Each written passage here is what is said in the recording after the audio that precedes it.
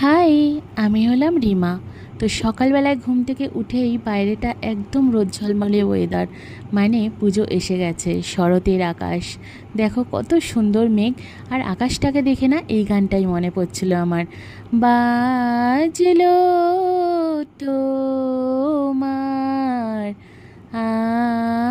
আলোর বেনু, মাতলো রে ভুবন।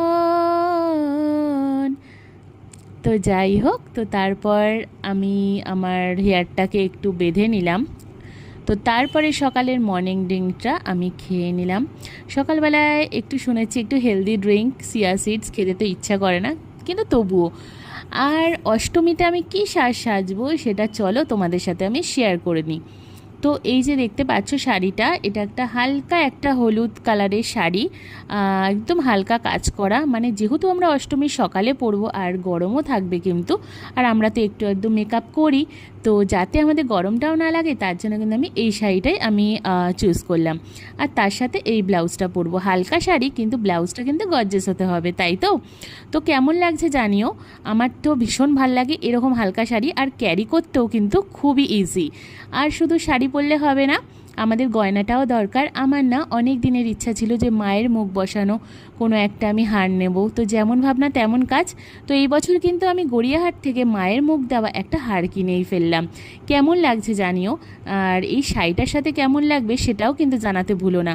আমার তো ভীষণ ভালো লাগছে, আর আমি শুধু ভাবছি যে কবে আমি পরবো। আমি ভীষণ এক্সাইটেড। আর মায়ের মুখটা দেখো কতটা সুন্দর, মানে দেখেই মনটা শান্তি হয়ে যায়, তাই না বলো?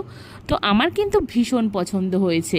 তো অষ্টমীর আমার এই লুকটা কেমন লাগবে, বা তোমাদের এই শাড়ির লুকটা কেমন লাগছে অবশ্যই কমেন্টে জানিও। আর হাতটা ফাঁকা রাখলে কিন্তু চলবে না, যেহেতু আমি চুড়ি পরতে ভালোবাসি, তো চুড়িটা নিয়ে না আমি একটু কনফিউজ ছিলাম। তবুও আমি এই চুড়িটা তোমাদেরকে আমি দেখালাম, তো কেমন লাগছে কমেন্টে জানিও। আমার তো ভীষণ ভালো লাগছে। তো যাই হোক, তো এইটা হচ্ছে অষ্টমীর সকালবেলার সাজ। তো আমি ভীষণ এক্সাইটেড। তো দেখা যাক যে আমি যখন এটা আমি পরবো, তো গেট রেডি উইথ মি, আশা করি তোমাদের সাথে আমি শেয়ার করতে পারবো। তো যাই হোক, তো আমার মিনি ব্লগটা কেমন লাগলো অবশ্যই কমেন্টে জানাতে একদম ভুলবে না।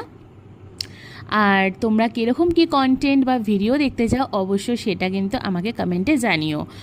আর তো এই তো হচ্ছে ব্যাপার। তো সবাইকে কিন্তু শুভ শারদীয়ার অনেক অনেক শুভেচ্ছা।